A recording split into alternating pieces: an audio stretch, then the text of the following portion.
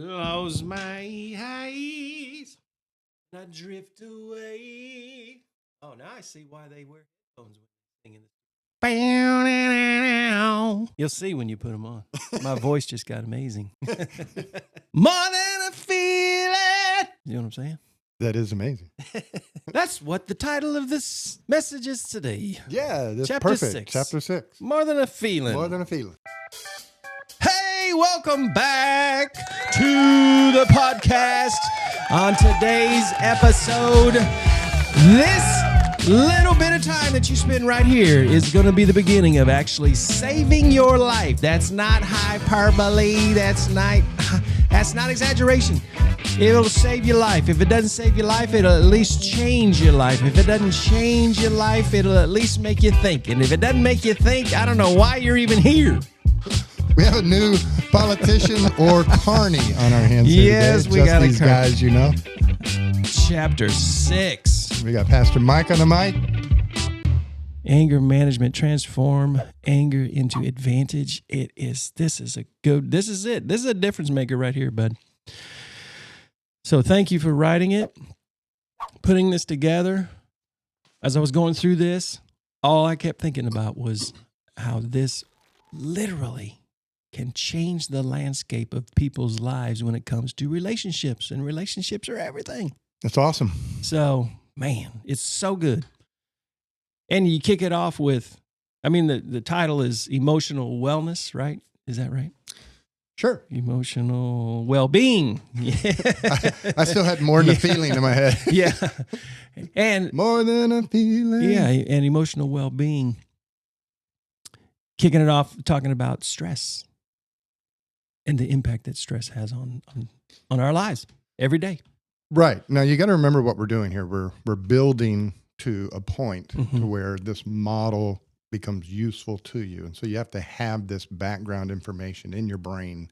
Yep, give it to us. To start using this model. And when we hit chapter 6 here, understanding some basic emotional processes that we all deal with. But I chose to focus on 3 things that really kind of involved in the underpinnings of our problems when it comes to dealing with anger. One is stress, one is guilt, and one is forgiveness. Yeah. And so these 3 components all feed into us being able to manage our anger, or in the way the book is actually talking about it, is empower us to use this energy to be more successful. So these are 3 things that when we can get control of them and manage them correctly, then that further embodies, emboldens, what am I looking for? Enables, yeah, us to do better in difficult situations. So that's what is on tap for today. 3 they could be 3 chapters. They could be 3 books all in and of themselves. It could easily be 3 chapters. We could talk about each one of these for, 10 weeks. Right. And not even really begin to touch on it. And some of these we already have done podcasts on. So if you want to dig deeper into these, certainly 12 to transform your mind, how to transform your mind, discusses some of these more in depth. And then we have podcasts and videos on these topics where we go a little more in depth on it. But these are 3 things. And the book is not that the book isn't in depth, but it just tells you what to do. Yeah. It's a Boy Scout. But that's the best part of it. Handbook. Yeah. Yeah, it doesn't just talk about something. It actually gives you some direction on what to do with it. So to catch you up, we are now in chapter 6, and we have to date covered intro through chapter 5. And so just a quick summary so you're on board with us. In the introduction, we learned anger is a good thing. It is given to us by God. So chapter 1, anger has a purpose. All emotions have a purpose, but anger has a purpose, and that purpose is a problem-solving tool. So understanding that we were given anger to help us solve problems in life. Now the question is, how do we use this tool correctly? Chapter 2, we laid out the anger model so that you can start to see where a bunch of this stuff is going to fit in when we get to the end here. Chapter 3, we focus on boundaries and this energy that we have this energy, this focus, this power that we have. If we focus that energy on ourselves, because that is the only thing we can control, then we become powerful. Mm-hmm. When we focus that energy and focus on things we don't control, other people, the future, then we become powerless. Yep. We become victims. Chapter 4, we started to break into perceptions, how we think, how we process, the sunglasses we view life through. And the first one we hit on were should statements, in which we create frustration and anger or nothing, guilt and shame or nothing, and we give away our control. And then last week in chapter 5, in perceptions, we talked about jumping to conclusions. Mm-hmm. And that is where we presume to know what they think. And then we react to what we think they think. And it's at this point, when I've done marital therapy, I've told one of the parties, you may leave. And they're like, why? I said, because they have already concluded what you're thinking, and they're now talking about what they think you think. So technically, you don't even need to be in this room. Unnecessary. They've got both sides covered. Yeah. That person is in that relationship alone. Exactly. It's like somebody's in my office yesterday, and an in-law had said this to them, and they were upset. And I said, why are you upset? And they said, well, because that means they think. I'm like, I didn't hear that. When they said this, I heard this. Mm-hmm. Where did they think this come from? Yeah. Well, I guess you're imagining that, you're fantasizing that, you're jumping to a conclusion about what they meant, and now you're reacting to what you think they think. Yep. So they are no longer in the equation. Yeah. So that was what we hit on last week. And then today, chapter 6, we talked about a minute ago. There's 3 basic, kind of large scale areas here. I wanted to make sure that people got some skill sets on before we moved any further. And the first one you mentioned in the chapter was stress. Mm-hmm. And what do you know about stress? Oh, well, I know about stress is that it literally affects our physical bodies, our emotional bodies. It affects everything about us. And the majority of the time, I've learned from you that when people go into the doctor, what do you have in that chart? 72% of the time, it's a stress-related issue. Right. That's one study. And there's been a million others, but that's the one study I really like because it lays it out in nice, visual, easy to understand terms. 76% of all visits to a family practice medical doctor are due to the etiology, the source of these medical complaints is psychosocial stress. That's crazy. Stress causing back pain, stress causing impotence, stress causing cardiac issues, stress causing weight issues, stress causing blood pressure issues. It's psychosocial stress. So there's the stress of life that we are creating, and then you compound that with poor eating habits, poor drinking habits, and we create 76% of our medical issues. Yeah, our lifestyle. And then the doctor, instead of saying, go run and start eating salads, they want to jab you with this thing to give you, okay, you can keep eating all your junk food. We're just going to poke you with this needle every month, and then you'll lose some weight. Yep. How about walking, exercising, pushing away from the ding dongs? But that's, stress. So stress is really important to understand. And as it fits into anger, the anger that we're doing, stress is an activation of the autonomic nervous system. And that's why it causes so many medical problems over time, is our heart rate's up, our blood pressure's up. But more importantly, psychologically, we go into fight or flight mode. Mm-hmm. So if I'm stressed out, my mind is now pushing me to either escape the situation or to attack. You picture a dog in the corner. You start honing in on the dog, the dog's going to try to run away, or it's going to start growling and snapping back. Mm-hmm. And a lot of times we're growling and snapping at people, and it has nothing to do with the situation, with the person, with what they said, what they didn't say. It is all the stress we are carrying from our day. Mm-hmm. And so there's a few tips in there about how to deal with stress.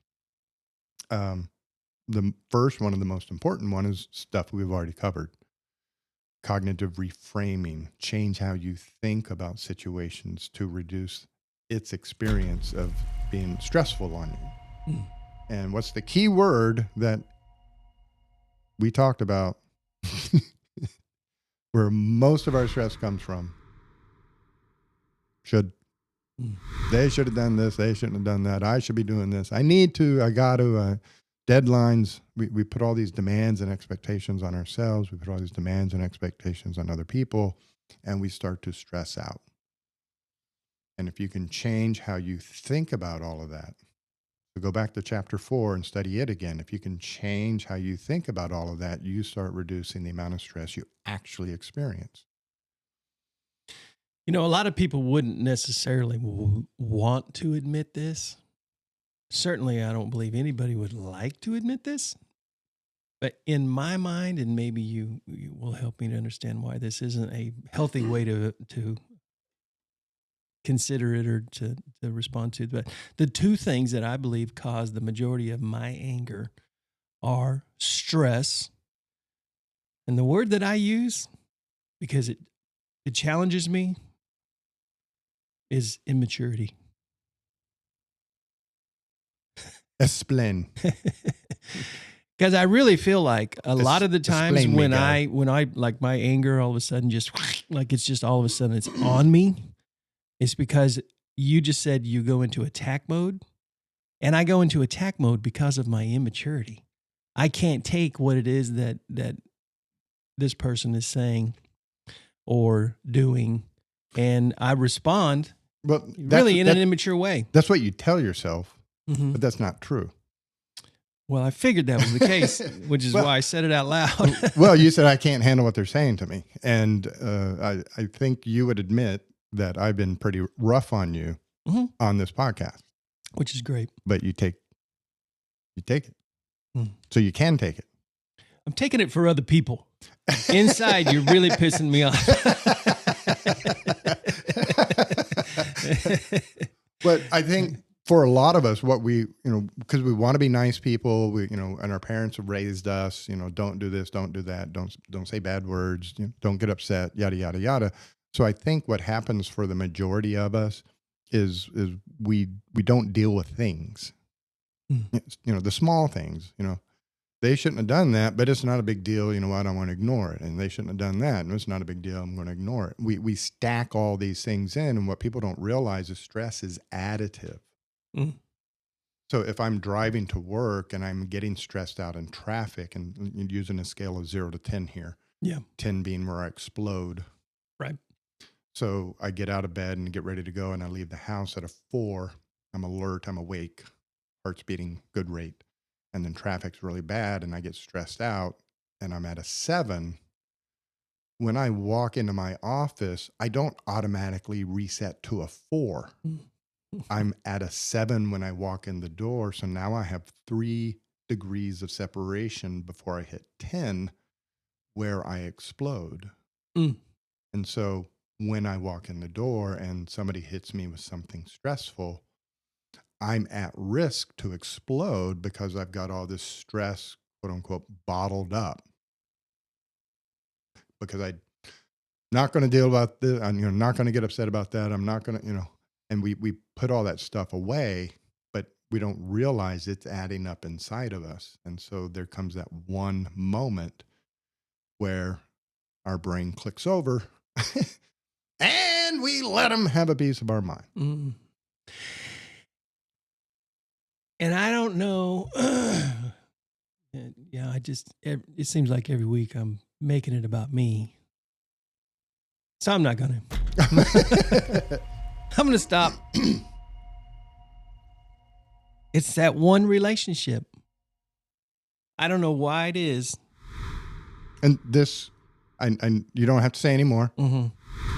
but it is in our brain, we have rules. And they take the form of should statements. It's true. And so if I meet a stranger on the street, I have a set of rules for how strangers are to treat me and how I am to treat strangers. Mm-hmm.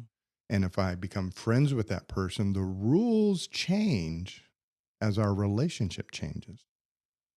And the example I always use is if I'm at a bus stop and a stranger comes up to the bus stop and they stand 6 feet away, that's the rule. If a stranger walked up to a bus stop and stood shoulder to shoulder with me, he's violating the rule. He should stand more than an arm's length away from me. That's the rule. Yeah. A friend now, if that stranger, we go to the bus stop a whole lot, and that stranger becomes a friend can stand within arm's length of me because the rule has changed. But we never discussed the new rules. Right. If that friend, if we become engaged and married,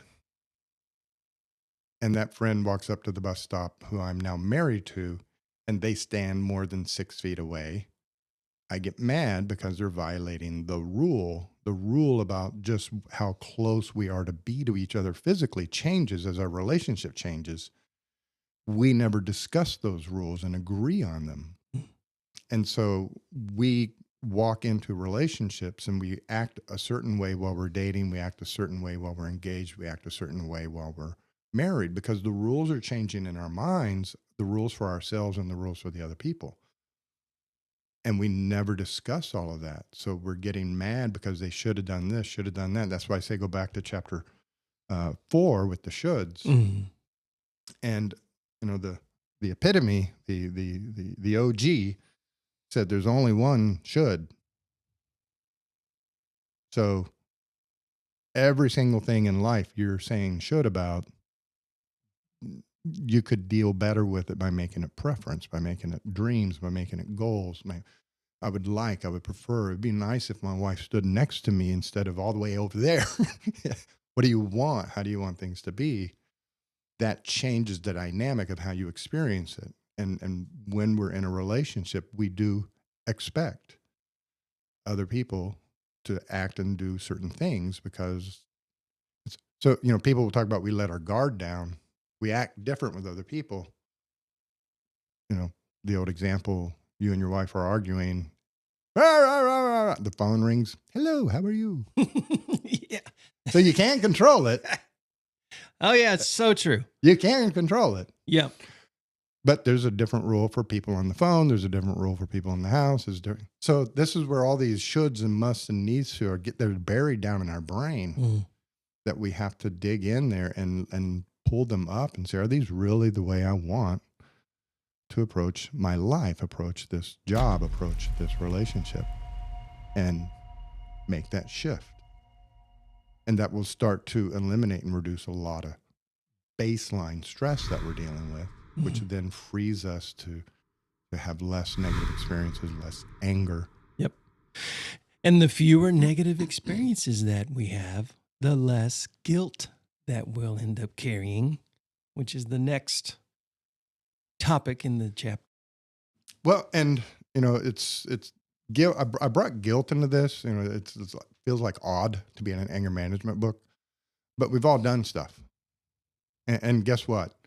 You're gonna do stuff, and it's how we handle our mistakes that determine the success of our relationships going forward. Yeah. And again, this is for everything. This is for work. This is for friendships. This is for the grocery shopping. This is for our marriages. But guilt,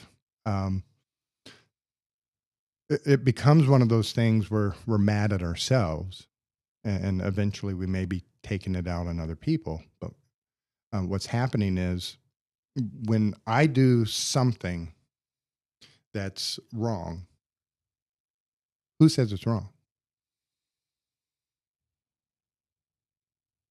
You're on podcast. They can't hear you point. You do. Right. Yeah. The I do. emotion of guilt is rising up because I have decided that I have violated one of my moral principles. If I do something and it's consistent with my moral principles, I don't feel guilty. Sure. But if I do something inconsistent with my own standards, then the emotion of guilt rises up. Mm-hmm. So I feel guilty about it, and I feel so guilty about it that I just ignore it. I want to ignore it and move on. Some people do that. Other people try to buy off the victim. Mm. You know, I yell and scream at my wife, and then I go back later and say, "I'm so sorry. I didn't mean to yell at you. Will you forgive me? I'll take you to dinner." And we're now, violating fundamental number one. We're violating the boundaries. I am saying, for me to feel better about what I've done, you have to forgive me. If you don't forgive me, then I will continue to feel guilty. And so I'm now making my errors your responsibility.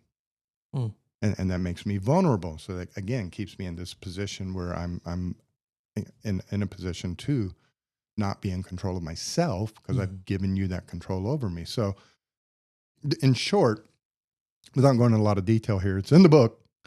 There's a stepwise process for dealing with guilt in a healthy way that allows you to grow and mature.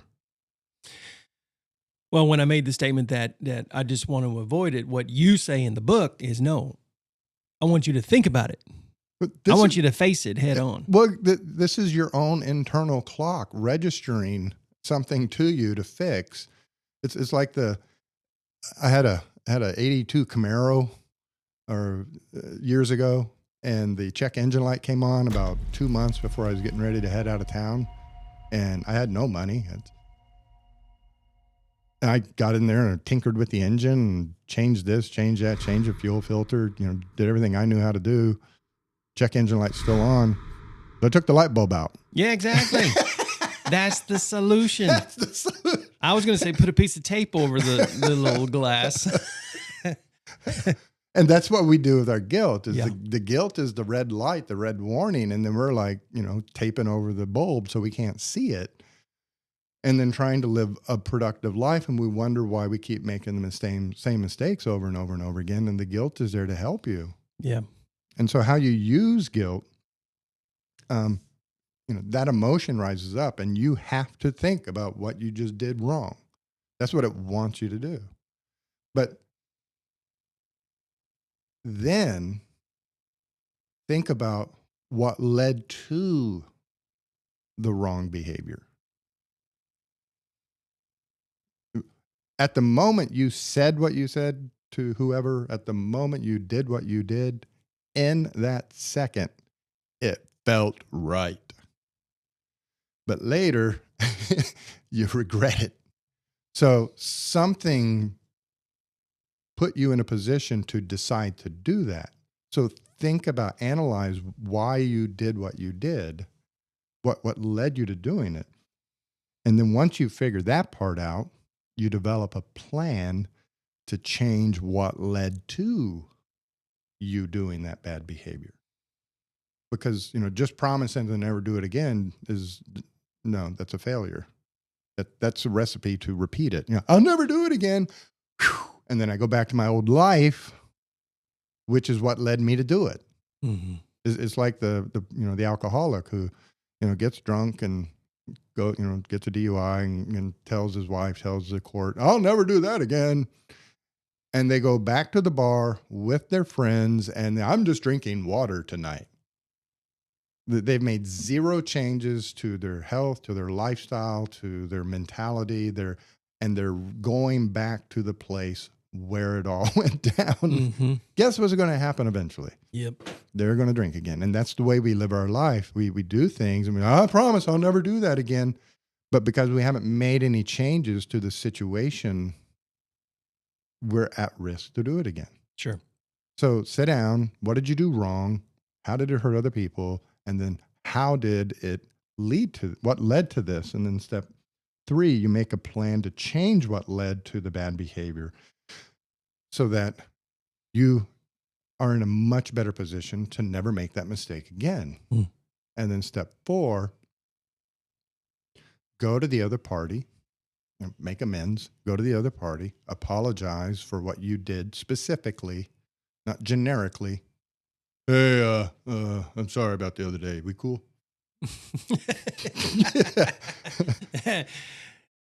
That usually works. Well, not looking them in the eye. Yeah. Better yet, just text it. Yeah.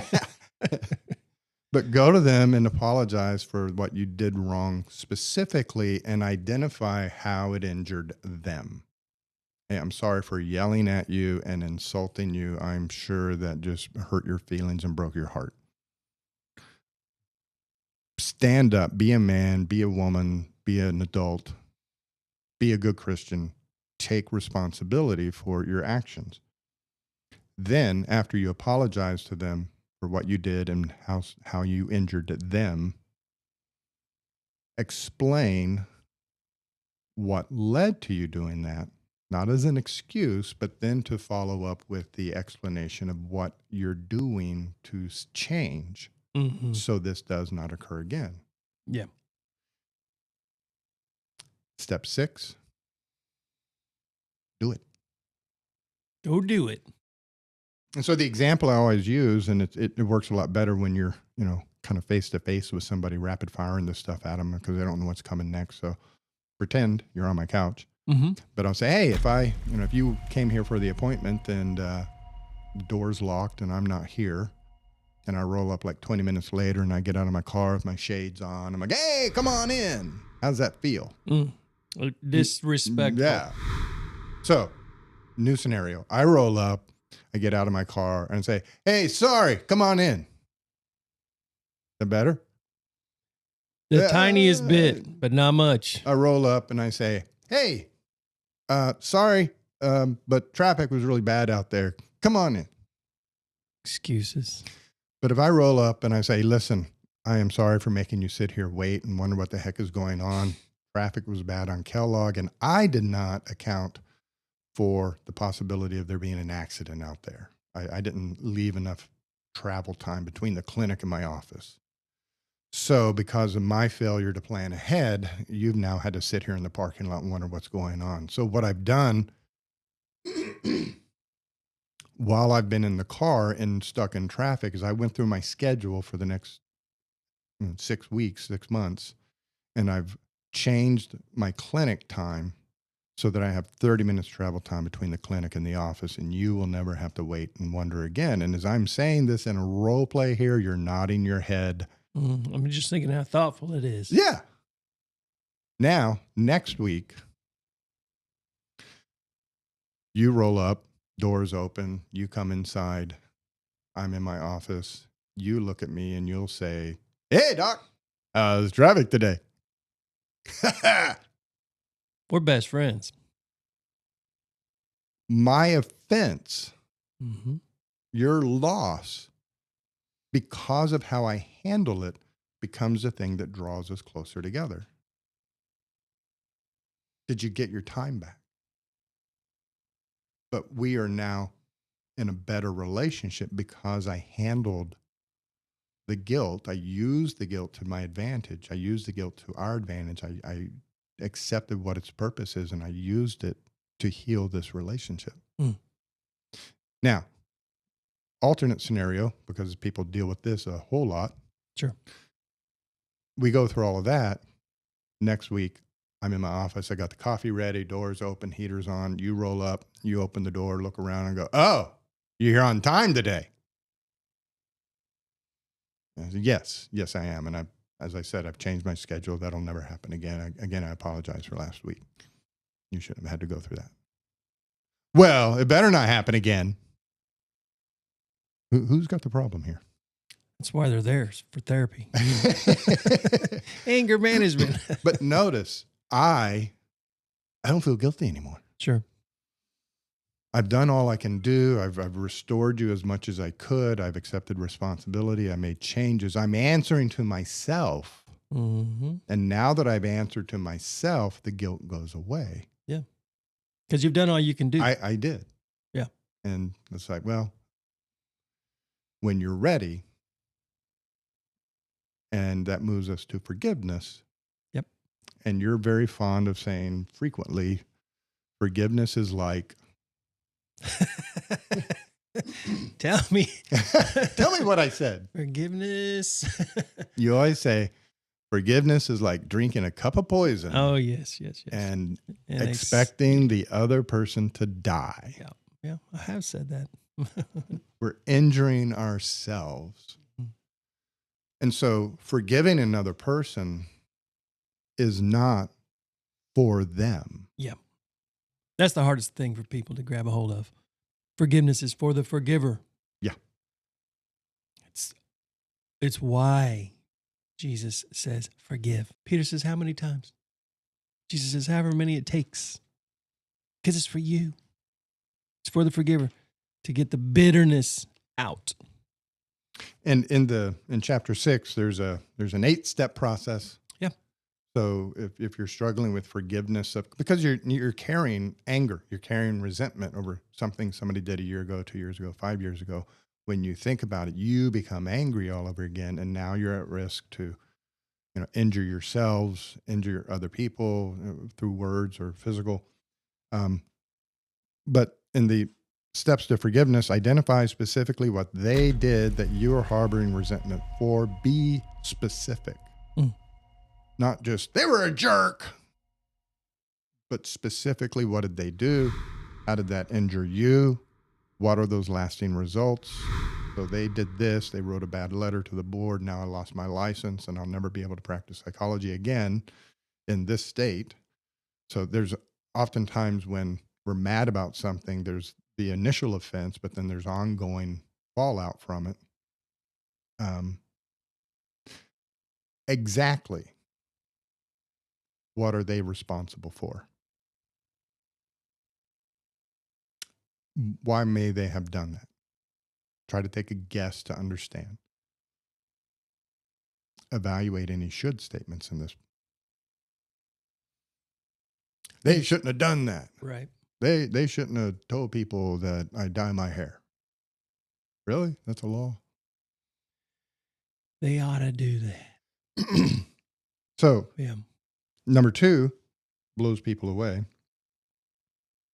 Identify your responsibilities in the situation. And people don't like to hear that because they think you're blaming me for what happened to me. You're blaming the victim. No, I'm not. But it's very important to understand, yes, they did this, that, and the other, and this is how it injured my life. Now, what was my role in it all? Because that becomes very important later. Step 3, affirmatively, forgive them. And you say something like, I am forgiving them for their actions that brought these results into my life. They made their choice for their reasons, which I do not control. I am releasing this. I am forgiving them. Lord, forgive them. They know not what they do. Now shift your attention to what you could have done to avoid the offense and to what you can do now to take care of yourself in the present and in the future. And this, I'm not saying that you caused what occurred to you. Yeah. What I'm saying is that maybe your responsibility in all of this goes back to not recognizing the warning signs before I got into the relationship, or not having thoroughly gotten over the last relationship before I started seeking a new relationship, or I didn't do good enough research on the company before I decided to take the job. Your responsibility may not be for the specific thing that occurred, but is there any element of this that, hindsight being 2020, had I known that then what I know now, I could have avoided this, or I could have handled it differently. I could have handled it better. Well, in everything that happens in my life, I play a role. And so I am involved. And that goes to step 4, which is now shift your attention to what you could have done to avoid the offense and what you can do to take care of yourself in the present and in the future. Fool me once, shame on you. Fool me twice, shame on me. Mm-hmm. So what do I learn from all of this? What's my takeaway from all of this? How do I protect myself from this happening again? And then step 5, if there is compensation that needs to be repaid, seek it out in a matter-of-fact, purpose-driven, legal fashion. Hire an attorney, sick them on them, and then live your life. If they get an auto wreck and you're injured, hire, Devon James. Guys, go get them. Yep. And then get back to your life. Yeah. And for somebody out there who is listening to this and going, are you kidding me? That they caused so much pain in my life. How in the world can I possibly forgive them? That, again, the forgiveness is so that you can be freed up from no longer having to carry the weight of that situation. It doesn't mean that you have to trust them. It doesn't mean that they're not accountable. You are setting yourself free. I really love, and maybe we can kind of wrap it up this way. I love the parable of the 2 monks that you tell in chapter 6. Yeah. That's really a great way to visualize exactly what you're saying. There are 2 monks walking through the woods on a day of fasting. And when you fast, you can't eat, you can't drink, you can't talk. You just have to be alone in your prayers. And they're walking to another monastery on this particular day. Yep. So they're out in the woods walking along, fasting, and they come to a stream that, due to recent rains, is now really kind of treacherous. And standing at the edge is a young lady with an infant, and she looks pretty panicked. And so the first monk walks up to the lady and says to her, "My dear, what seems to be the problem?" And she says, "Well, my child is sick and I have to get him to the doctor, but I can't cross this stream. And I'm afraid, my child's going to get further sick and maybe even die." And he's like, "Okay." So he picks up the child, carries the child across the river for her, sets the child down, comes back, picks her up, carries her across the river and sets her down. And she thanks him and scrambles off to the city to take the kid to the doctor. And the 2 monks continue their walk. And they arrive to the other monastery, and sunset comes along, and now they can break the fast. So they can now eat and talk and do whatever. Mm-hmm. Well, the second monk comes and finds the first monk and says, "Brother, I am so angry with you." He said, "Why is that?" He said, "Because you broke your vows.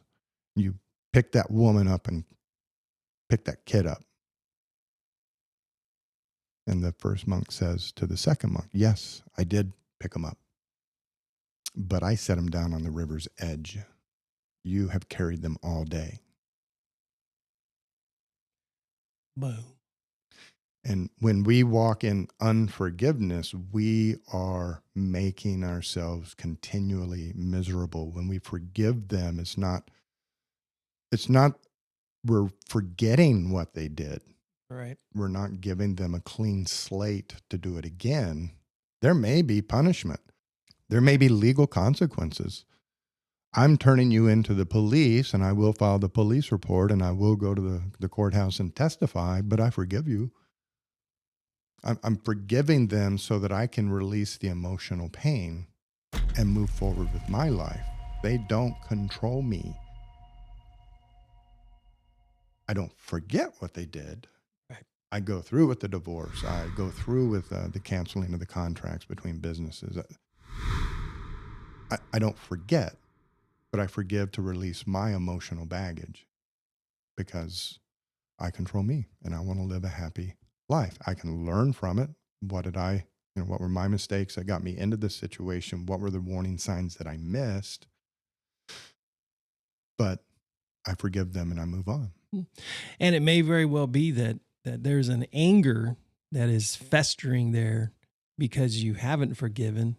And maybe, just maybe, once you do forgive, it will release a weight. It will release that anger in order to maybe begin to heal that relationship. We just never know, but that's where you start. Yes. You start with the forgiveness. Good stuff, Doc. And how about a big Round of applause for chapter 6. If you don't have the book, you can get the book at all of the internet outlets. Amazon, Goodreads, Yes. Barnes and Nobles. You could come by my office. I'll sell you one. Heck yeah. Anger management. Transform anger into advantage.